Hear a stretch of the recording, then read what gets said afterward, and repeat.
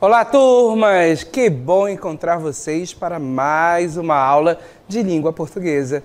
Eu sou o professor Denilson e vou acompanhar vocês neste momento em que nós vamos aprender bastante sobre a nossa língua. O que vamos aprender hoje? Colocando aí o nosso objeto de conhecimento. Marcas linguísticas, intertextualidade. Nosso detalhamento, diálogo entre os autores presentes no texto, concordância e discordância, marcas linguísticas, leitura e produção de textos, discurso direto ou indireto. Certo? Então, esse é o nosso detalhamento e venham comigo para a nossa aula.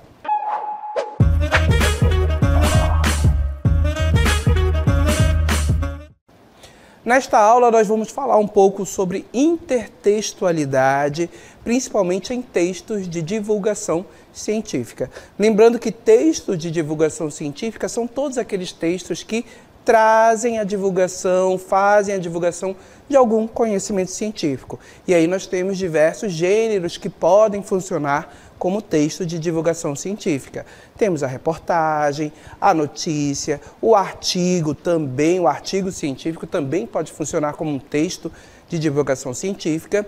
E toda vez que nós temos um texto de divulgação científica, alguma notícia que divulga algum conhecimento científico, alguma descoberta, por exemplo, nós sempre temos ali a menção ao pesquisador, à pessoa que fez a descoberta, e muitas vezes é colocado dentro do texto, dentro da notícia, a voz desse pesquisador, dessa pessoa que descobriu algo inovador, algo que precisa ser divulgado para a sociedade.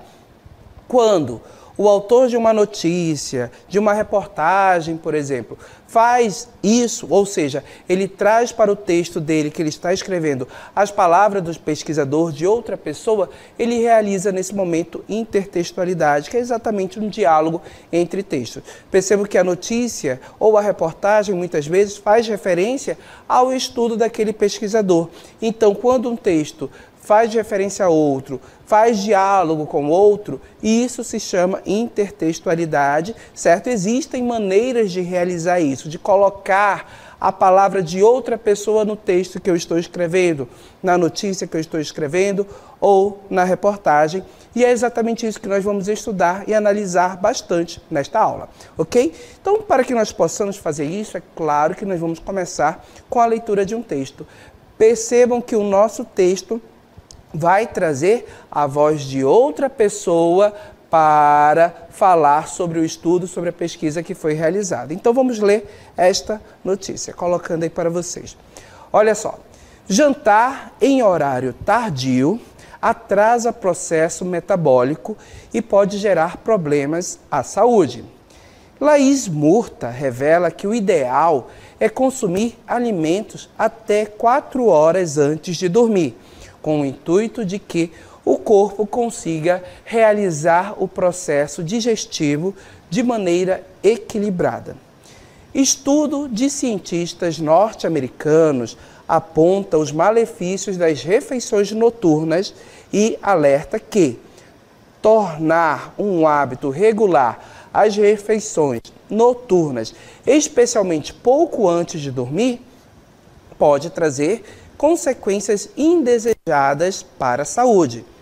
Laís Murta, nutricionista e doutoranda do Departamento de Nutrição da Faculdade de Saúde Pública da Universidade de São Paulo, explica por que as refeições noturnas apresentam riscos ao processo digestivo. Metabolismo. De acordo com a doutoranda, o corpo humano é projetado para que todos os processos biológicos e metabólicos, como digestão e produção de hormônios, sejam realizados durante o período diurno. Quando o jantar ocorre em um horário tardio, o processo metabólico é atrasado e a função das nossas células pancreáticas, que produzem insulina, acaba sendo menor e podem gerar riscos de diabetes. Para a nutricionista, doenças cardiovasculares e surgimento de obesidade também podem ser provocadas por esse adiamento no jantar.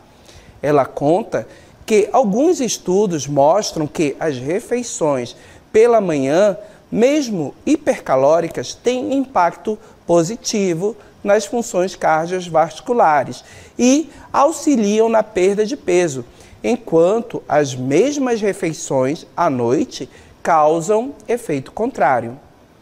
A refeição hipercalórica pela manhã acaba tendo uma melhora em parâmetros cardiovasculares e acaba gerando perda de peso, enquanto a mesma refeição à noite provoca um efeito contrário.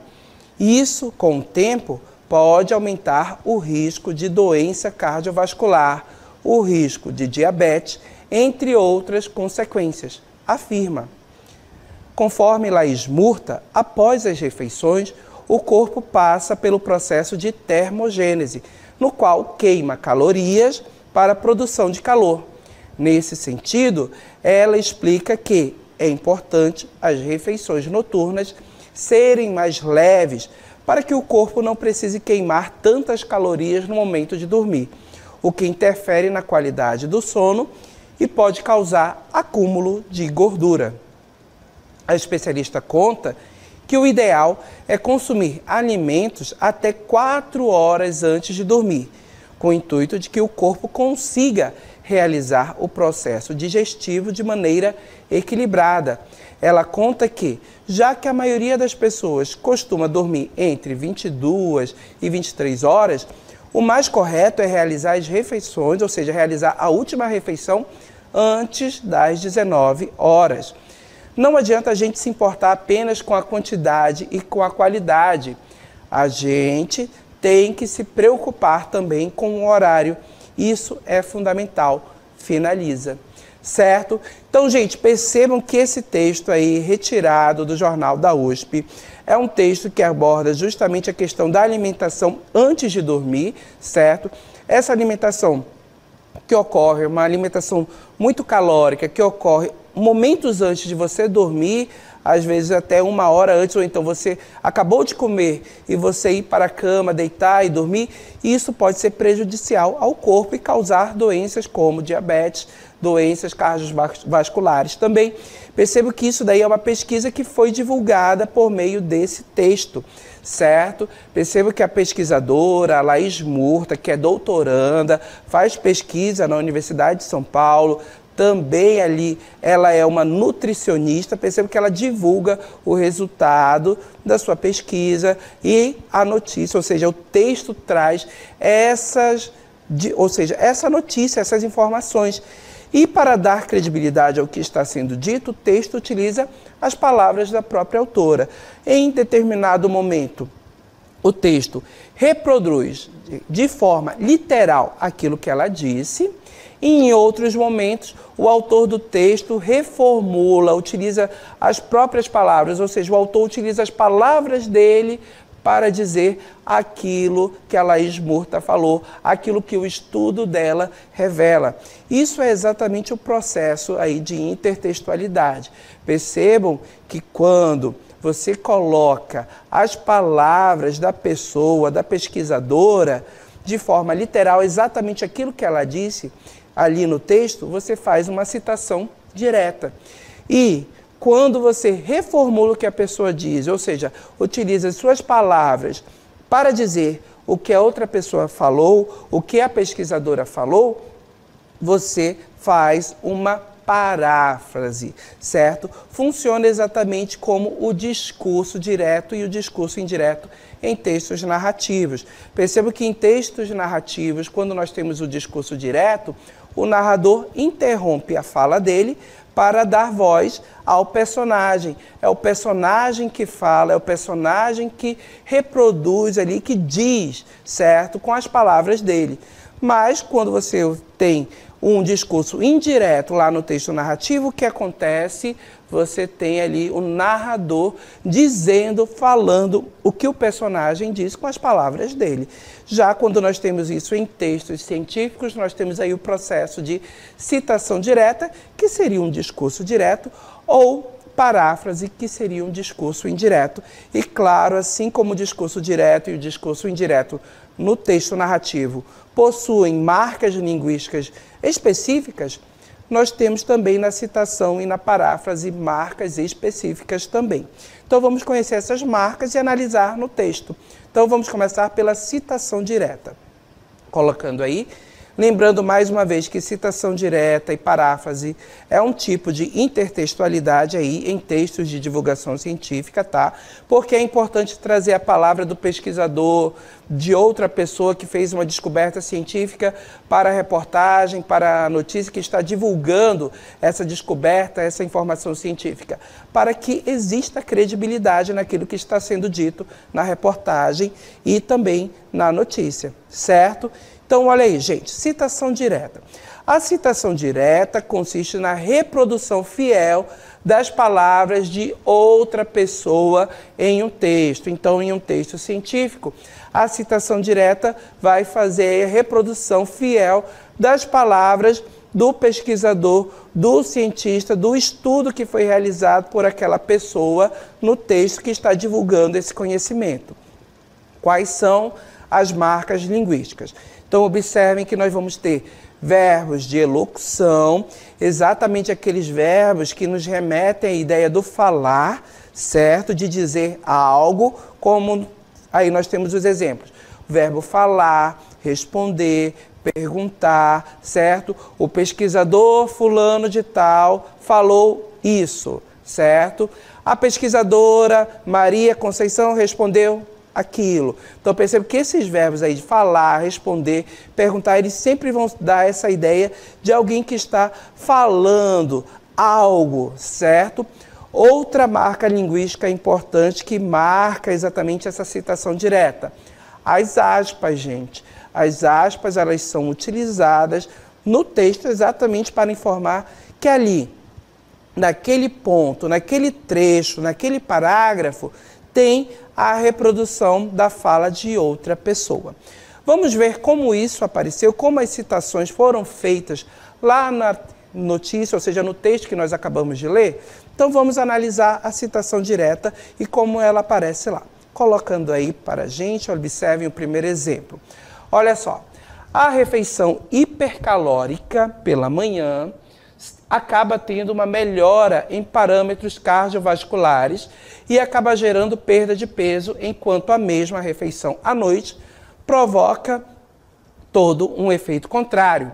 Isso, com o tempo, pode aumentar o risco de doença cardiovascular, o risco de diabetes, entre outras consequências. Afirma, certo? Observem aqui, gente, a presença das aspas. Observem que nós temos essa marcação de aspas aqui. Vou colocar em outra cor para destacar mais. Olha só, a aspa aqui no início e a aspa aqui no final. Isso aqui informa para a gente que esse trecho, essas palavras foram ditas por outra pessoa. Quem foi esta outra pessoa? Foi exatamente a Laís Murta. Observe que junto a esse enunciado aqui, nós temos o verbo afirmar. E observem que ele está na terceira pessoa, certo? Na terceira pessoa do singular. E, claro, ele faz a gente retomar exatamente o autor. Quem é o autor deste denunciado? Quem é o autor? Quem foi que disse isso daqui? Foi exatamente a Laís, certo? Murta, a pesquisadora que realizou a pesquisa, certo? Que estudou, que fez esse estudo e afirmou exatamente isso lá na pesquisa dela. E observe que a pessoa que escreveu a notícia pegou exatamente as palavras dela, o que estava escrito lá no estudo, na pesquisa, na dissertação, na tese dela, e copiou e escreveu aqui. Então aqui nós temos uma reprodução literal daquilo que a pesquisadora falou. Certo, gente? Então observem que aqui nós temos uma citação direta. Mais um exemplo? Vamos lá. Não adianta a gente se importar apenas com a quantidade e com a qualidade. A gente tem que se preocupar também com o horário. Isso é fundamental. Finaliza. Observem, mais uma vez, a presença aqui do uso das aspas, aqui no texto, certo? Marcando exatamente a reprodução, uma citação direta, uma citação feita pela pesquisadora.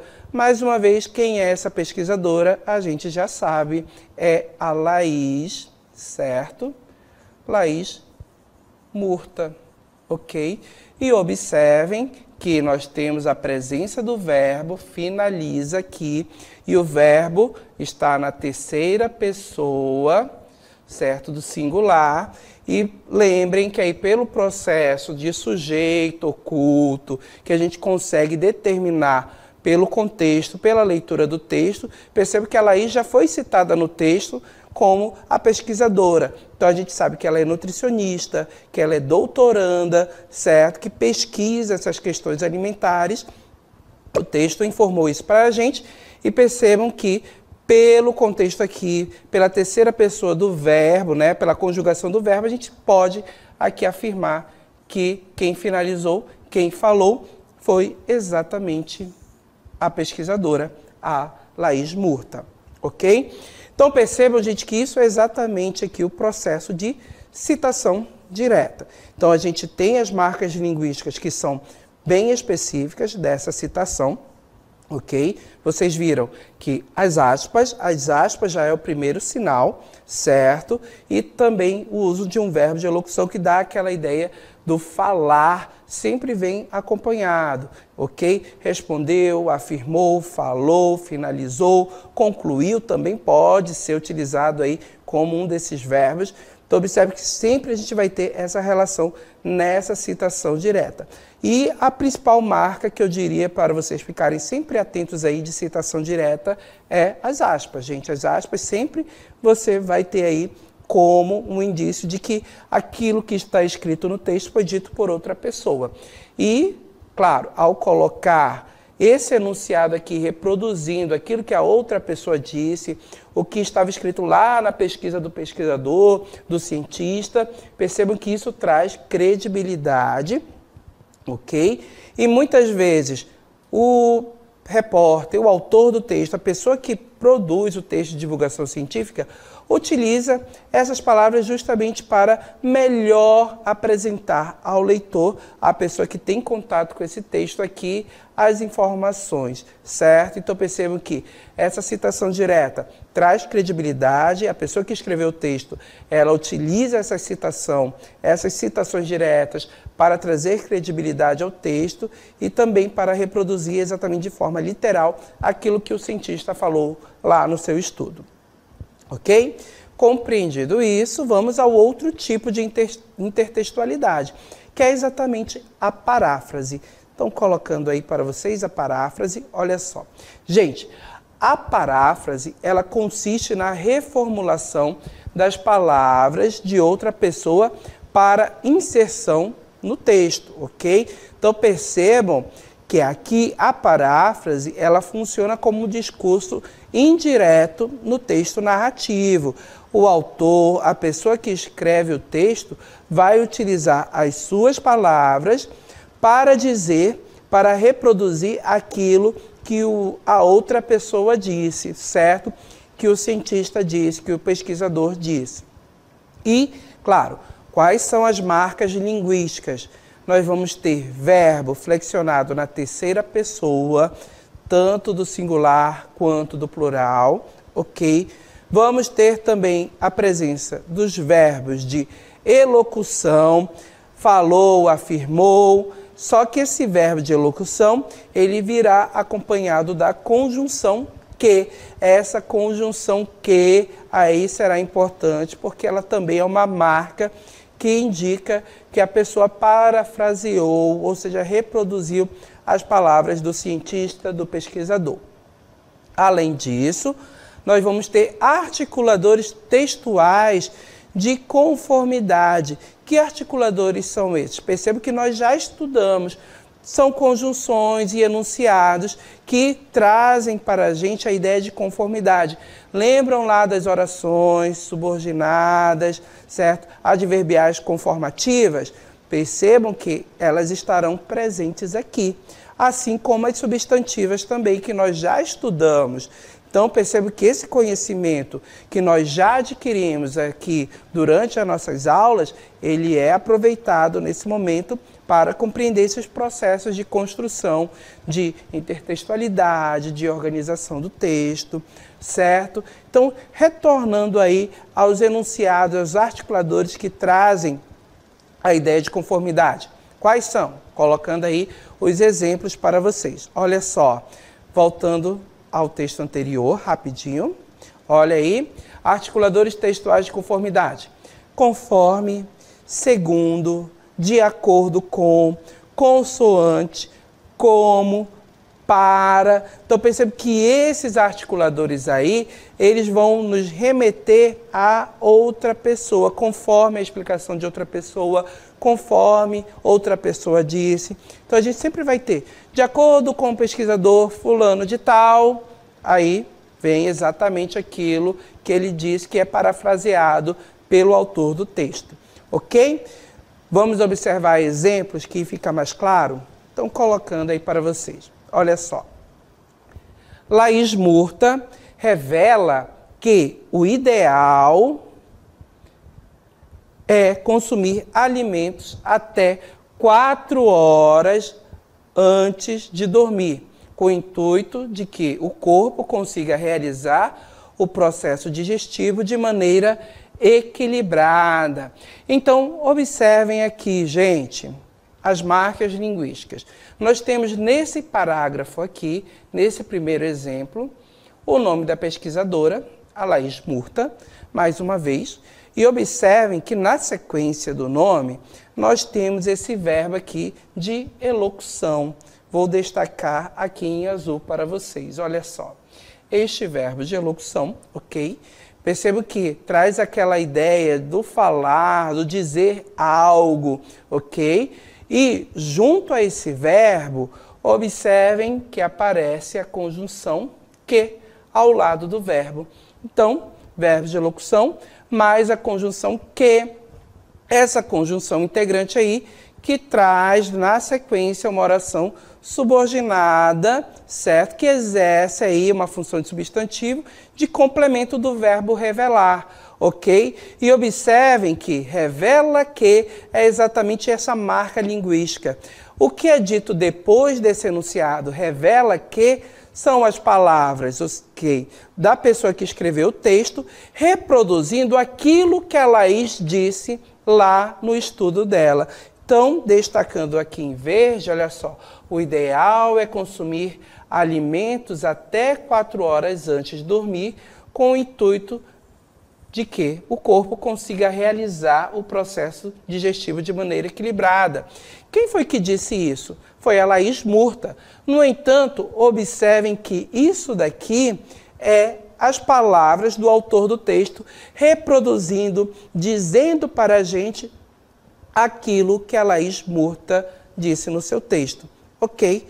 Então, percebo que aqui nós temos exatamente uma paráfrase. E quais são as marcas linguísticas, como vocês puderam observar? Verbo de elocução e a conjunção que, unidos aqui. Está aqui o nosso verbo, certo? Só destacando para ficar claro, o nosso verbo, ok? E está aqui a nossa conjunção. Certo, gente? Ok? Ficou claro? O outro exemplo. Exemplo de número 2. Olha só aqui. De acordo com a doutoranda, o corpo humano é projetado para que todos os processos biológicos e metabólicos, como digestão e produção de hormônios, sejam realizados durante o período diurno. Observem aqui que nós temos outra paráfrase, ok? E observem que, como marca linguística, você tem a presença aqui de um articulador de conformidade, olha só, que traz essa ideia de acordo com. De acordo com quem? Com a doutoranda. Vou destacar aqui em vermelho, olha só. Quem é a doutoranda? É a Laís Murta, a pesquisadora, gente. Ok? Então, observe que a marca linguística aqui, nós temos este articulador, ok, textual, que expressa essa ideia de conformidade, o de acordo com, certo? Então, observem que este é o nosso articulador, trazendo essa ideia de conformidade. E, mais uma vez, a paráfrase, aquilo, ou seja, que ela disse, mas percebe que foi reproduzida exatamente com a fala do autor do texto. Ó, de acordo com a doutoranda, o corpo humano é projetado para que todos os processos biológicos e metabólicos, como digestão e produção de hormônios, sejam realizados durante o período diurno. Ok? Essas palavras são palavras da Laís? Não, são palavras da pessoa que escreveu o texto, ok? Percebo que a pessoa que escreveu o texto reproduz com as suas palavras aquilo que a Laís disse, certo? Que a pesquisadora falou. Então, aqui a gente tem uma paráfrase, exatamente a reprodução do texto de outra pessoa com as palavras aí do autor do texto, ok? Vamos seguir? Mais um exemplo para que nós possamos fixar bastante. Olha só, nosso terceiro exemplo aqui, gente. Olha só. Para a nutricionista, doenças cardiovasculares e surgimento de obesidade também podem ser provocados por esse adiamento no jantar. Ela conta que alguns estudos mostram que as refeições pela manhã, mesmo hipercalóricas, têm impacto positivo nas funções cardiovasculares e auxiliam na perda de peso, enquanto as mesmas refeições à noite causam o efeito contrário. Mais uma vez, as marcas linguísticas que evidenciam uma paráfrase aqui, olha só, os articuladores que trazem a ideia de conformidade, olha só, o para escrito aqui, para quem? Quem é que está falando? Quem é que afirmou determinado enunciado? A nutricionista. Percebam que nós temos até diversas palavras aqui para evitar a repetição do nome da Laís Murta, a pesquisadora. Então a gente já viu para a pesquisadora, para a nutricionista, para a doutoranda. Observem que para não repetir o nome da pesquisadora, da Laís Murta, o autor do texto utilizou aqui a nutricionista. E isso aqui é um processo coesivo exatamente para evitar essa repetição e sempre para manter a ideia relacionada à pesquisadora, a Laís Murta.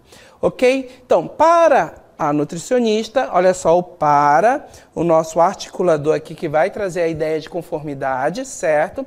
Para a nutricionista, para a Laís Murta, doenças cardiovasculares e surgimento de obesidade também podem ser provocadas por esse adiamento no jantar. Percebam que esse trecho que eu destaquei em verde é a nossa paráfrase aí. Percebam que é a palavra do autor do texto dizendo aquilo que a nutricionista, que a Laís Murta, falou na sua pesquisa. Mais um exemplo, olha só, na sequência aqui, gente, olha só, ela conta que, observem mais uma vez, ela, certo? O pronome aqui fazendo referência à pesquisadora, a Laís Murta, e observem que na sequência ela conta, verbo contar, um verbo de elocução, e observem que acompanhado desse verbo nós temos o quê? A conjunção que, bem aqui. Ela conta que. Observem que sempre esse verbo de elocução vai trazer aquela ideia de algo que foi dito, de algo que foi falado.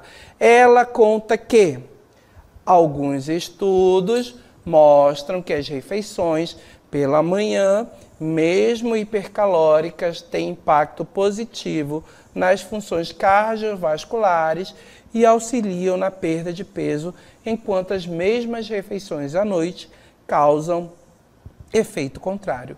Outro exemplo de paráfrase, percebam que aqui, nesta parte destacada em verde, são palavras do autor do texto, que escreveu esse texto de divulgação científica, certo? E percebam que ele, com as suas palavras, diz o que a Laís Murta, o que a pesquisadora falou a respeito aí das refeições noturnas antes de dormir. Ok?